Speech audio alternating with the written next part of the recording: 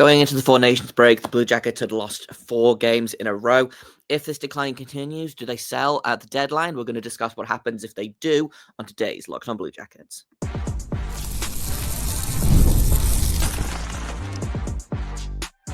You're Locked On Blue Jackets, your daily podcast on the Columbus Blue Jackets, part of the Locked On Podcast Network, your team every day.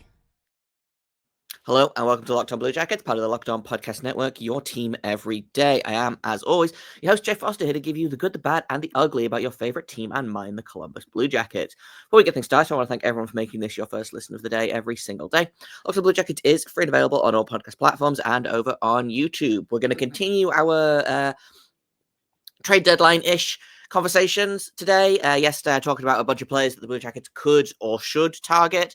I got a really great message from a listener about a couple other guys, so we're going to talk about those guys. But I wanted to mostly talk today about, the Blue Jackets continue to lose games coming out of the Four Nations break. They don't get Marchenko back for whatever reason. They don't get Fabro back for whatever reason. The team continues to struggle.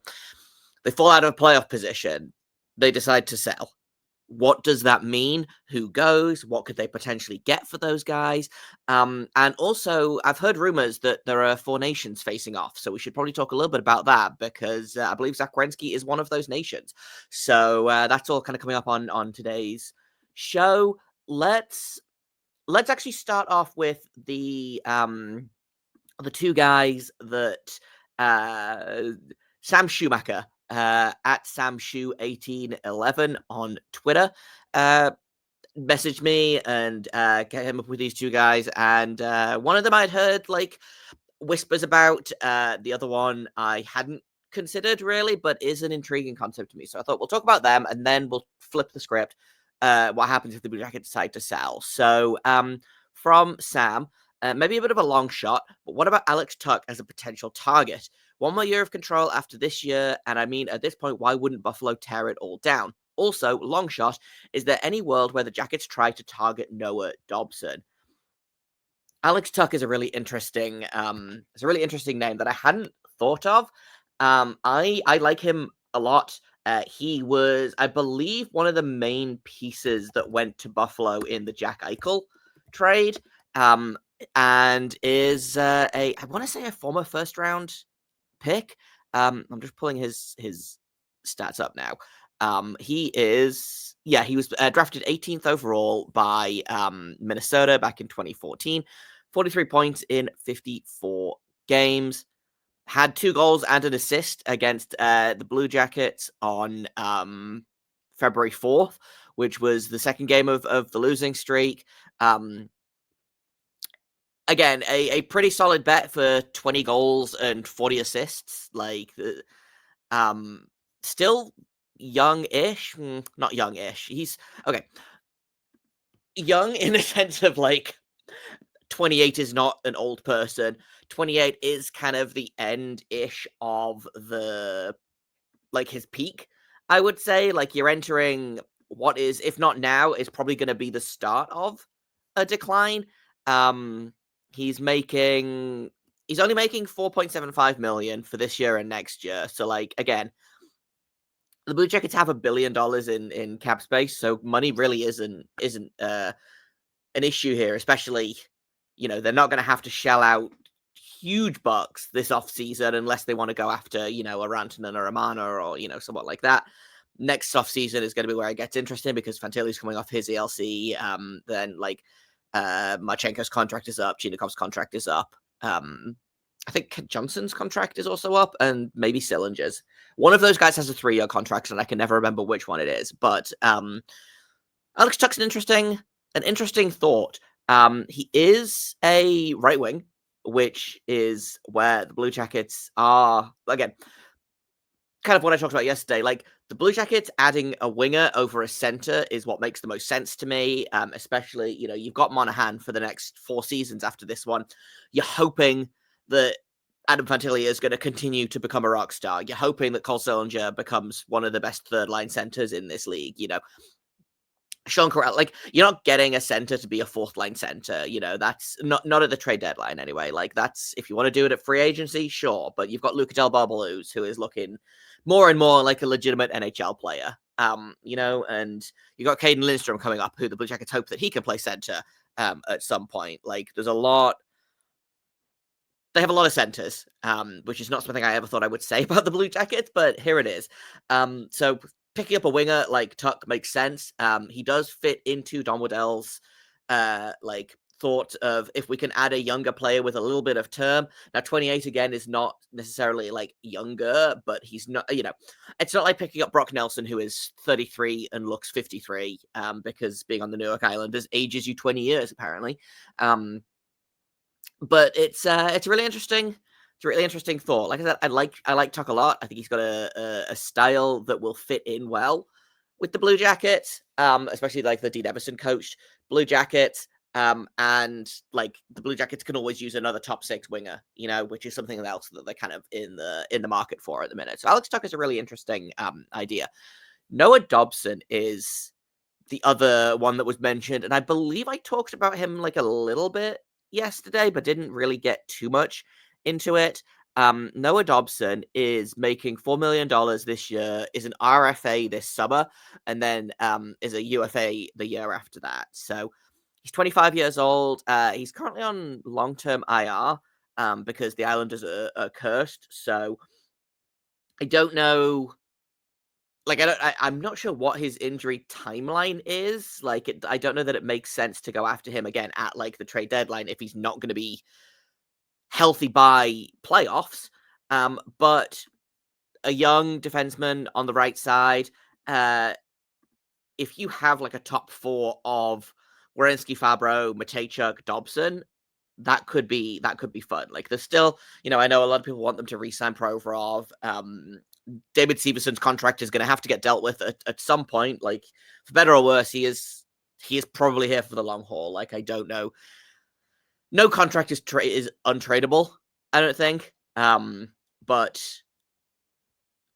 I don't know that. I don't know.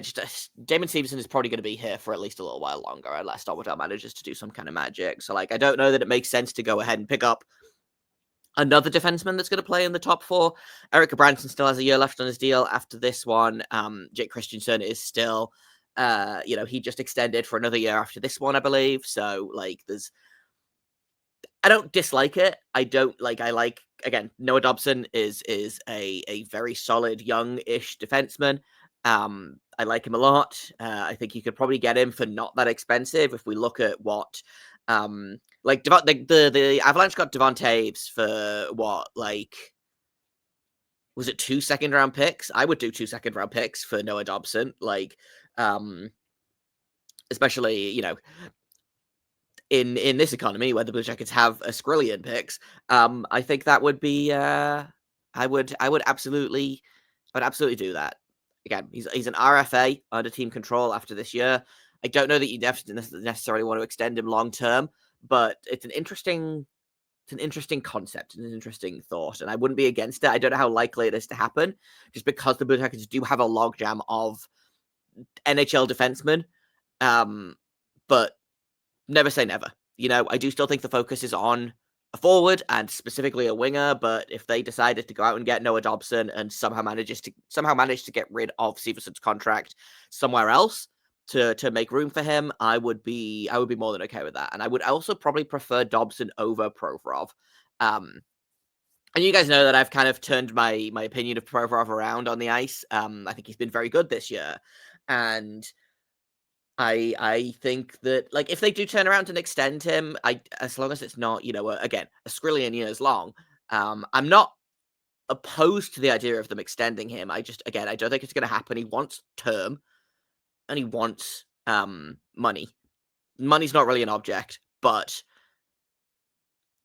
I don't know. You can't have the Severson contract and the Provorov contract, and also you want to sign Fabro, and you've got Werenski, and you want to make room for Matejchuk, and like, and So if you can only keep like, if it's a choice between like picking up a guy like Dobson and not moving on from Provorov, like, that's probably the move I would make.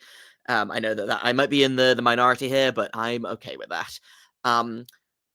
Let's talk a little bit about what if the Blue Jackets decide to sell at the deadline, because that was what I was planning on talking about, and then I went for 10 minutes about Alex Tuch and Noah Dobson. So we'll take a quick break.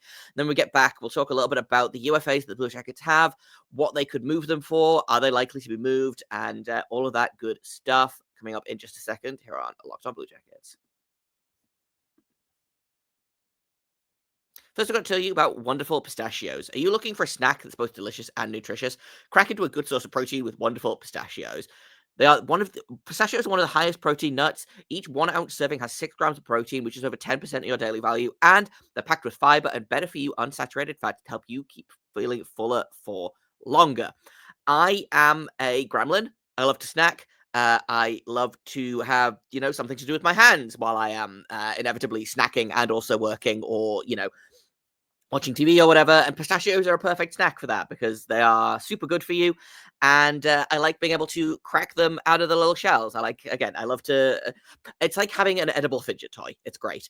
But if you are a normal person and you just want to be able to eat like a handful of pistachios at a time, they also offer no shell varieties, which is great if you want to just grab and go. But they have both options. They have no shells and in shells for, again, if you are normal or if you are like me. Get snacking and get cracking with the snack that packs a protein punch. Visit wonderfulpistachios.com to learn more. Welcome back to Locked On Blue Jackets. Let's talk about if, the worst case scenario happens. The Blue Jackets are on a 4-game losing streak right now. They've got 3 games before the All-Star game, the outdoor game, excuse me. And then I believe, actually, I could pull this up. We have the technology. I think they have 5 games before the trade deadline. They've got February 22nd versus Chicago, February 25th versus Dallas, February 27th versus Detroit, March 1st versus Detroit. That's the outdoor game. And then they actually have a game on March 4th against Tampa Bay. So they have 4 games before the trade deadline. If they lose, God forbid, they lose all 4 of those games. I'm going to knock on wood here because my powers can only be used for evil.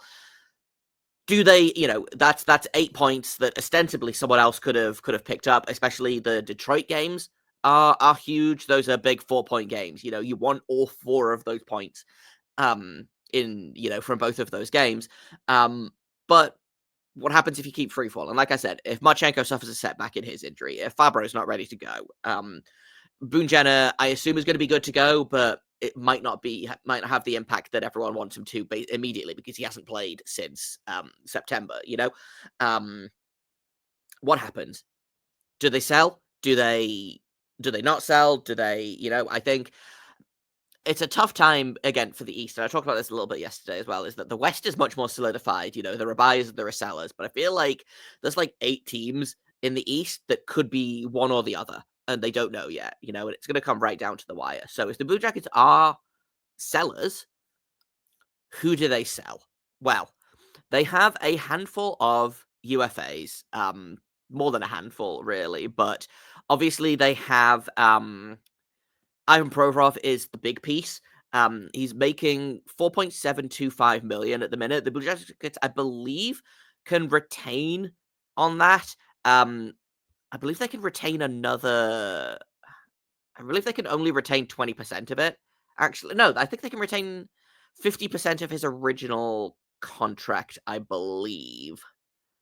I'm not 100% sure on whether you can only retain 50% in total or whether you can retain 50% per team. So, in theory, the Blue Jackets could retain 50% of that 4.7. So, what's that? 2.3, 2.4 million. If you're a cap strap playoff team, like, that's great. And you could probably get a first round pick plus for him. And like, that's the big piece. That's the piece that everyone is kind of clamoring about. People are also clamoring about Mathieu Olivier, but he's getting extended, folks. It's fine. Calm down. We'll talk about him in a second here. But Provorov to me is the big piece. Like, there are other pieces I think that you could get, things for, and we'll talk about them in a minute here. But if the Blue Jackets fall out of a playoff position, you have to think that Provorov is going to be the first piece to go because, like, he's worth the most, The other piece that I think is probably worth something is Sean Corrali is making $2.5 million this year and is a UFA next year. He's 32 years old. He plays center. He plays that kind of crash and bang playoff hockey. He is. I can see somewhere like Toronto wanting to pick up a guy like Corrali. In the same vein, they always they want to get tougher. They want to get deeper down the middle. Like they're still looking for a 2C, and it's been 10 years. I don't think Sean Corrali is a 2C, but I could see a team like Toronto deciding that they need to add a little bit more quote unquote sandpaper or whatever. And adding a guy like Sean Corrali. I don't know that you'd get a first round pick for him, but I wonder if you could do, could you get like the rights to Nick Robertson, for example? And Nick Robertson hasn't really turned into the player that the Leafs wanted him to, but again, like that's another option for wing at depth.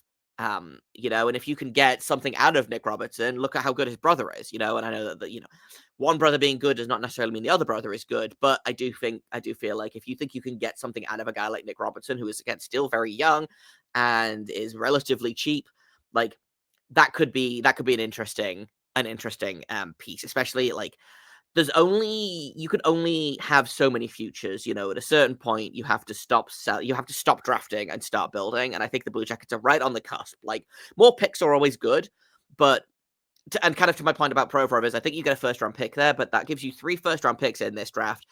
I wonder if you package those, not all of them obviously, but like do you then go ahead and trade a first round pick to Vancouver for Brock Besser, for example, or trade a first round pick for Noah Dobson, maybe. I don't know. Like there's if you have 3 first round picks, then you have a room to play with. I know Don Waddell wants to keep at least 1 first round pick, but if you manage to get another one for whatever reason, like again, there's flexibility that can be had there. The Blue Jackets have at the minute, I don't have where are their draft picks? Here we go. I looked this up recently. They've got 2 first round draft picks this year, a third, 2 fourths, a 6th, and 2 7ths. They don't have a 2nd or a 5th round this year. And then next year they've got a first, 2 thirds, 3 fourths, a 5th, 2 6ths, and a 7th. So like they've got a fair amount of like value there in terms of like futures and whatnot. So how many more draft picks before you kind of reach critical mass on those draft picks, but if you can get a young player like Nick Robertson in return for Sean Corrali, like I would probably be okay with that.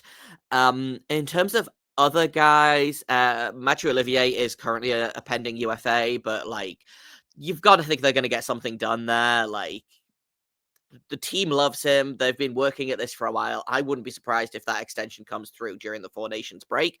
And then maybe people will stop talking about how they're going to get Mathieu Olivier for their team. The Habs are really in on him for some reason, even though they should be selling. People love Mathieu Olivier, and you can't have him. He's on our team, not yours. Justin Danforth is another option. He's a UFA after this year. Again, the team likes him a lot. He's a good depth piece, making 1.1 million, 31 years old. Made his NHL debut at like 27 or 28, which is always a fun story. But I could see him again getting picked up by a team that wants more depth in their bottom 6. Just again, hard worker, good guy. Plays, I feel like, a style of playoff hockey that is what GMs want to look for, And then the other 2 pending UFAs, you've got Kevin Labanc, who is not Dean Everson's favorite. He's struggling to get into the lineup over Jack Johnson at this point in time, which is always kind of rough. But James Van Riemsdyk has been about a point a game since being paired up with Kent Johnson specifically. Like that Kent Johnson, Cole Sillinger, James Van Riemsdyk line was really cooking. And now I believe it's Van Riemsdyk, Delbar Baloo, Sillinger. Like he's really taken advantage of, being the old guy on a line with the 2 kids and run with it. He could have interest. Like you could flip him for I don't know, I feel like you probably couldn't get more than a 2nd for Van Riemsdyk, probably a 3rd with like conditions on it that, if the team wins X amount of playoff games, it becomes a 2nd or whatever. And The guys love having him around, by all accounts. Great teammate, great guy. Has really kind of, again, found a niche on this team, which is always fun. But he's another guy that I think has maybe played himself into trade position. If, again, this is all if the Blue Jackets decide to sell, which right now they're not. Things can change. The East is a wild team, but a wild division conference. There you go. That's the word I'm looking for. But who can say what is going to happen? Those are the pieces.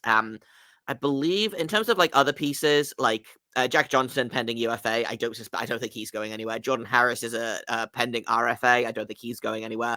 Dante Fabro pending UFA, but they've already started conversation with extending him. Daniil Tarasov also a pending RFA, but I can't imagine that he is on anyone's radar right now because he has struggled big time for a lot of the season.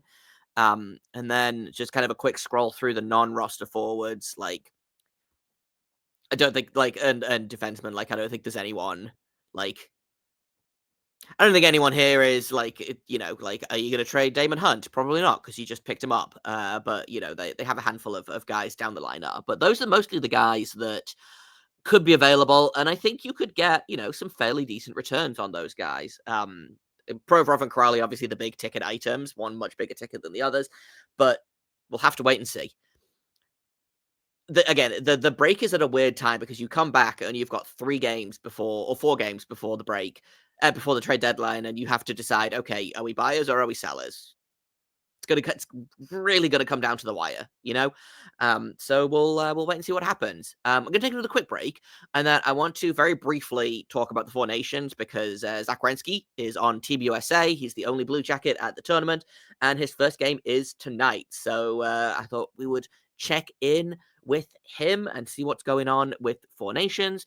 We're not going to do a ton of coverage of Four Nations just because it's a 14 round robin tournament and there's only one Blue Jacket there, but we'll keep in touch with what's happening with Zach Werenski. That's coming up in just a second here on Locked On Blue Jackets. First, I've got to tell you about Factor. Are you looking to optimize your nutrition this year? Factor makes eating well easy with chef-prepared, dietitian-approved meals that are fresh, never frozen, and ready to heat and eat in just 2 minutes. With over 40 options across 8 dietary preferences each week, you can customize your meals to fit your lifestyle, whether that's calorie smart, protein plus, keto plus. Factor even offers wholesome smoothies, breakfast, and grab-and-go snacks to keep you fueled all day long. It takes the stress out of meal planning. I love to cook, but sometimes I don't always have the time, and I love having the option to just throw it in the microwave, and 2 minutes later, I've got a meal that is delicious and has a vegetable. So I don't do what I used to do, which is mostly just eat cereal at 6 p.m. because, again, I'm a gremlin. Eat smart with Factor. Get started at factormeals.com/LockedOnNHL50 off and use code LockedOnNHL50 off to get 50% off your first box plus free shipping. That's code LockedOnNHL50 off at factormeals.com/LockedOnNHL50 off to get 50% off plus free shipping on your first box. Welcome back to Locked On Blue Jackets. Let's check in with Zach Werenski, who is decided that he was going to go to the Four Nations. There was some concern, I think, that he wasn't going to go. He missed a game earlier last week. I think he just missed like the one game. It would have been after the Stars game, so it would have been the Islanders game or the Sabres game, I believe, the Sabres game. It looked like he jammed his wrist or something during the Dallas game, missed like 5 minutes of the second period, and then came back, played the rest of the game, missed the Buffalo game, and then came back for the next 2 games, and must be okay because he played like half an hour against New York the other night. But I still don't think he's 100%. And there was, he was saying, well, obviously, if I'm not, what's important is Blue Jackets hockey. If I would rather miss Four Nations games than Blue Jackets games, but he's decided to go. Does worry me a little bit because in Canada versus Sweden last night, Shea Theodore got hurt and is now done for the tournament. Now, whether that's, again, mostly precautionary so he doesn't have to miss NHL time, or if that's, he's out a little bit longer, and, if it's, LTIR potential, like, again, that's a worry. And the USA is already down a defenseman with Quinn Hughes being out of the lineup with injury. So we'll see how it goes. It should be fun. I actually genuinely really enjoyed watching the Canada-Sweden game last night. I wasn't expecting to, but it looked like the players cared. It looked like the players wanted to be there, which is not necessarily true of the All-Star game. So, like, while I still think the tournament is kind of dumb, I don't know that you can truly have best on best without, like, two of your top three best scorers in the entire league. Like, if there's no Draisaitl, there's no Kucherov, like, I don't know, doesn't feel like best on best, if you ask me. But that being said, I had a lot of fun watching the game. I'm sure it'll be fun tonight. USA versus Finland. Zach Werenski is, I think, currently on the second pairing with Charlie McAvoy, which again should be a fun pairing. I personally would have put Werenski with Slavin on that top pairing, but hey, maybe I'm just biased. He's getting power play time. He'll probably kill some penalties. He'll probably won't play half an hour, which is what he typically plays with the Blue Jackets. But we just never know. It's gonna be interesting to see. He's fun. He's always fun to watch. So hopefully he continues doing what he does with the Blue Jackets and putting up a skrillion points every game. And comes back with I don't know if they're giving out medals or what, but hopefully he comes back with some kind of prize for the Four Nations, because he's the only Blue Jacket there, so he has to represent, Like I said, we're not going to do a lot of talking about the Four Nations. I just wanted to check in and, talk a little bit about Werenski and how cool it is that, again, you have one player. I also wanted to mention that Johnny Gaudreau's jersey is hanging up in the locker room, like it was at the World Juniors where Team USA won gold. So, I hate to root for America just as a concept, as in terms of national pride or whatever. But there seems to be a win it for Johnny whole thing happening, with the under 18, the U20 World Juniors. The Eagles won the Super Bowl for Johnny. Like, Team USA, they've got his jersey in the locker room. Like, let's go ahead and let's win another one for Johnny, So, like I said, we're not going to cover a lot of it, but we are going to be rooting for America, and we'll check in whenever Zach Werenski does something cool. That's kind of all I've got for today. Tomorrow, I think we'll check in with the Monsters, who are having a bit of a time at the minute. So we'll check in, see how those guys are doing, and we'll see if we can figure out what the heck is going on with the Cleveland Monsters. Because again, like I said, there's they're having a time down there. So we'll take a look at that. Thank you for listening to today's episode, for making it your first listen of the day every single day. Locked On Blue Jackets continues to be free and available on all podcast platforms and on YouTube. I've been Jake Foster. You can find me on Twitter at _Jacob Foster, JAKOBFORSTER. You can find the show at LO_Blue Jackets. If you have comments, questions, criticisms, email me at lockedonbluejackets@gmail.com. And until tomorrow, thank you once again for listening, and make sure you stay locked on.